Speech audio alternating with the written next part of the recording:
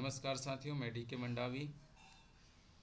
आज हम दहेज प्रतिषेध अधिनियम 1961 के वो सारे प्रश्न देखेंगे जो परीक्षा उपयोगी है और निश्चित तौर पे आपको परीक्षा में सहायक सिद्ध होगी, क्योंकि एक दिन बचा हुआ है पेपर। चलिए प्रश्न देखते हैं। क्वेश्चन नंबर 1, दहेज प्रतिषेध अधिनियम 1961 कब अधिनियमित हुआ? ए 1 फरवरी 1961 को, बी 5 जून 1961 को, सी 20 मई 1961 को, डी 20 दिसंबर 1961 को। यहाँ पे सही विकल्प होगा सी 20 मई 1961 को। दूसरा प्रश्न देखते हैं, दहेज प्रतिषेध अधिनियम 1961 पूरे भारत में कब लागू किया गया? ए 1 जून 1961 में, बी 1 जुलाई 1961 में, सी 10 दिसंबर 1961 में। उपरोक्तों में से कोई नहीं, सही विकल्प हो जाएगा बी 1 जुलाई 1961 में। अगला प्रश्न देखते हैं, दहेज प्रतिषेध अधिनियम 1961 भारत में कब पारित हुआ था? ए 2 जुलाई, बी 1 जुलाई, सी 1 अगस्त, डी 2 अगस्त। यहाँ पे सही विकल्प हो जाएगा बी 1 जुलाई। अगला प्रश्न देखते हैं, दहेज मांगने के लिए दंड का प्रावधान किस धारा में किया गया है? ए धारा 3, बी धारा 4, सी धारा 2, डी धारा 6। सही विकल्प होगा बी धारा 4। अगला प्रश्न देखते हैं, प्रश्न नंबर 5, दहेज प्रतिषेध अधिनियम 1961 का संबंध है? ए दहेज लेने पर प्रतिबंध करना, बी दहेज देने पर प्रतिबंध करना, सी ए और बी दोनों, डी दहेज लेने और देने के लिए विधि बनाना। तो यहाँ पे सही विकल्प हो जाएगा सी ए और बी दोनों। अगला प्रश्न देखते हैं, प्रश्न नंबर 6, कोई महिला अपने विवाह के कितने वर्ष के भीतर असामान्य परिस्थिति में मर जाती है, उसे दहेज मृत्यु माना जाएगा? ए 3 वर्ष, बी 5 वर्ष, सी 7 वर्ष, डी 10 वर्ष। यहाँ पे सही विकल्प होगा सी 7 वर्ष। क्वेश्चन नंबर 7, दहेज के संबंध में निम्नलिखित में से क्या सही है? ए विवाह के एक पक्ष द्वारा दूसरे पक्ष को दिया जाने वाली प्रतिभूति, बी विवाह के किसी भी पक्षकार के माता पिता द्वारा दिया जाने वाली प्रतिभूति, सी विवाह के पूर्व समय या पश्चात दिया जाने वाले प्रतिभूति, या मूल्यवान वस्तु, डी उपरोक्त सभी। यहाँ पे सही विकल्प हो जाएगा डी उपरोक्त सभी। अगला प्रश्न देखते हैं, क्वेश्चन नंबर 8, दहेज लेने या देने के लिए दंड का प्रावधान किस धारा में किया गया है? ए धारा 3, बी धारा 4, सी धारा 2, डी धारा 6। यहाँ पे सही विकल्प हो जाएगा धारा 3। अगला प्रश्न देखते हैं, क्वेश्चन नंबर 9, इस अधिनियम के तहत किए गए अपराधों के विरुद्ध विचारण करने का अधिकार है? ए प्रथम श्रेणी न्यायिक मजिस्ट्रेट, बी महानगर मजिस्ट्रेट, सी ए और बी दोनों, डी इनमें से कोई नहीं। तो यहाँ पे सही आंसर होगा ए और बी दोनों। अगला प्रश्न देखते हैं, क्वेश्चन नंबर 10, दहेज लेने या देने के विरुद्ध दंड का प्रावधान क्या प्रावधान है? ए 4 वर्ष की सजा, बी 5 वर्ष की सजा, 6 वर्ष की सजा, सी 6 वर्ष की सजा, डी 7 वर्ष की सजा। तो यहाँ पे सही विकल्प होगा बी 5 वर्ष की सजा। अगला प्रश्न देखते हैं, क्वेश्चन नंबर 11, दहेज मांगने के लिए दंड का क्या प्रावधान है? किस धारा में किया गया? दंड का प्रावधान किस धारा में किया गया है? ए धारा 3, बी धारा 4, सी धारा 2, डी धारा 6। तो सही आंसर हो जाएगा धारा 4।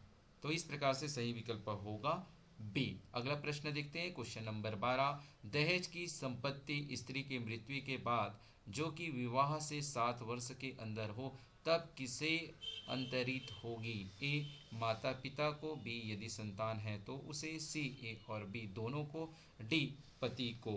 तो यहाँ पे सही विकल्प होगा सी माता पिता को या फिर संतान यदि है तो, यानी कि करेक्ट आंसर हो जाएगा सी। अगला प्रश्न देखते हैं, क्वेश्चन नंबर 13, दहेज मांगने के लिए दंड का प्रावधान किस धारा में किया गया है? ए 2 माह से 4 वर्ष तक, बी यहाँ पे प्रश्न होना चाहिए प्रावधान क्या है? तो ए 2 माह से 4 वर्ष तक, बी 2 माह से 1 वर्ष तक, सी 6 माह से 2 वर्ष तक, डी 6 माह से 3 वर्ष तक। तो यहाँ पे सही विकल्प हो जाएगा सी 6 माह से 2 वर्ष तक। अगला प्रश्न देखते हैं, क्वेश्चन नंबर 14, दहेज अपराध की विवेचना किसके द्वारा की जाती है? ए थाना प्रभारी, बी निरीक्षक रैंक के थाना प्रभारी, पुलिस उप अधीक्षक स्तर के अधिकारी, सी पुलिस उप अधीक्षक के अधिकारी, डी उपरोक्त में से कोई नहीं। तो यहाँ पे सही विकल्प होगा सी पुलिस उप अधीक्षक स्तर के अधिकारी। अगला प्रश्न देखते हैं, क्वेश्चन नंबर 15, दहेज लेने या देने के लिए किया गया करार का क्या परिणाम होता है? ए वैध होता है, बी अवैध होता है, सी ए और बी दोनों, डी शून्य होता है। तो यहाँ पे सही विकल्प होगा डी, यहाँ वैलिड हो जाएगा, यानी कि शून्य होता है, वैलिड नहीं, वाइड हो जाएगा शून्य।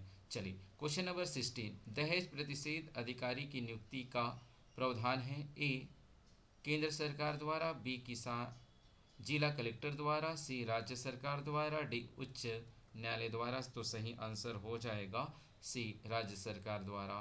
क्वेश्चन नंबर 17, दहेज प्रतिषेध अधिकारी की नियुक्ति का प्रावधान है? ए धारा 8 खा, बी धारा 5 का, सी धारा 9 का, डी धारा 11 खा। तो यहाँ पे सही विकल्प हो जाएगा ए धारा 8 खा। अगला प्रश्न देखते हैं, क्वेश्चन नंबर 18, दहेज के समय प्राप्त उपहारों की सूची बनाने के उपबंध की प्रकृति है? ए वर वधू के लिए आज्ञापक, बी वर वधू का विवेकाधिकार, सी वर के पिता के लिए आज्ञापक, डी इनमें से कोई नहीं। तो यहाँ पे सही विकल्प हो जाएगा ए वर वधू के लिए अज्ञापक। अगला प्रश्न देखते हैं, क्वेश्चन नंबर 19, दहेज प्रतिषेध अधिनियम की कौन सी धारा के अधीन केंद्र सरकार नियम बना सकती है? ए धारा 9, बी धारा 10, सी धारा 8 का, डी धारा 8 खा। तो यहाँ पे सही विकल्प हो जाएगा ए धारा 9। अगला प्रश्न देखते हैं, क्वेश्चन नंबर 20, दहेज प्रतिषेध अधिनियम के अधीन नियम बनाने की शक्ति किसे प्रदान की गई है?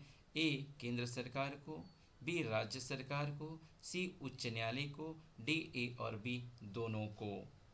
तो यहाँ पे नियम बनाने की शक्ति समूची सरकार को है, यानी कि केंद्र सरकार और राज्य सरकार को है। इस प्रकार से हमारा सही विकल्प हो जाएगा डी ए और बी दोनों। अगला प्रश्न देखते हैं, क्वेश्चन नंबर 21, दहेज प्रतिषेध अधिनियम के अधीन धारा 3 के संबंध में विचारण के समय प्रमाण का भार किस पर होगा? ए जिस व्यक्ति के विरुद्ध अभियोजन हो, बी परिवाद पर, सी पत्नी पर, डी शासन पर। तो यहाँ पे सही विकल्प हो जाएगा ए जिस व्यक्ति के विरुद्ध अभियोजन हो। अगला प्रश्न देखते हैं, क्वेश्चन नंबर 22, सलाहकारी बोर्ड में अधिकतम कितने समाज कल्याण के सदस्य होंगे? ए 5, बी 2, सी 4, डी 3। तो यहाँ पे सही विकल्प होगा ए 5। अगला प्रश्न देखते हैं, क्वेश्चन नंबर 23, यदि वर के मामा ने वधू के चाचा से दहेज की मांग की हो तो यह दहेज प्रतिषेध अधिनियम 1961 की किस धारा के अंतर्गत होगा? ए धारा 3, बी धारा 4, सी धारा 3, सहपठित धारा 4। इसमें से कोई नहीं। तो यहाँ पे सही विकल्प हो जाएगा बी धारा 4। अगला प्रश्न देखते हैं, क्वेश्चन नंबर 24, दहेज प्रतिषेध अधिनियम 1961 के अंतर्गत अपराधों का संज्ञान कौन कर सकता है? ए दहेज प्रतिषेध अधिकारी, बी प्रथम श्रेणी न्यायिक मजिस्ट्रेट या महानगर मजिस्ट्रेट, सी द्वितीय श्रेणी मजिस्ट्रेट, डी उपरोक्त में से कोई नहीं। तो यहाँ पे सही विकल्प हो जाएगा बी प्रथम श्रेणी न्यायिक मजिस्ट्रेट या महानगर मजिस्ट्रेट।